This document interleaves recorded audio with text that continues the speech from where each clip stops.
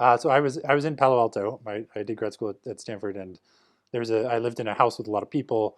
This vacuum cleaner repairman, someone had dropped off this vacuum. I had to go pick it up, and as I do, and I walk in, the guy is on the phone, and he just kind of has the phone up by his ear, and he lowers it and says, "Who are you? What do you want?" And I'm like, "Oh, I'm picking up a vacuum." He's like, "What do you do?" Just in this kind of like friendly, confrontational way. Um, you can be both. And and I say I'm a neuroscientist, and he goes back on the phone. He's like, "Oh, great, this guy's a neuroscientist." He asks me, "Can you help my brother? He's an addict. He's in and out of rehab. What can you do?"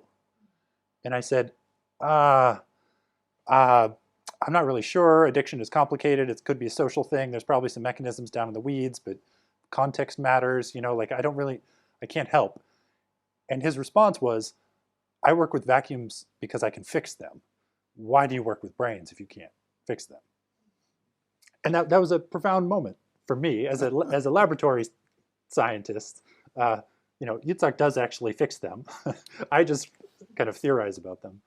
Uh, but it's a cute little kind of anecdote about which to me has relevance to kind of where we are in the history of our understanding of the brain, like where we would put ourselves if we had a timeline of other scientific disciplines of physics and mathematics. And we have neuroscience also. We have our own little band, and the question is, where are we on the kind of path to discovery? What do we know?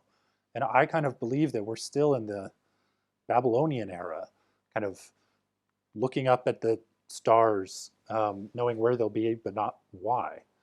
And I think there's something really profound about the fact that other than kind of finding a source in the brain that is causing someone pathologic harm, there aren't that many pure, clean cures for a lot of diseases of the brain.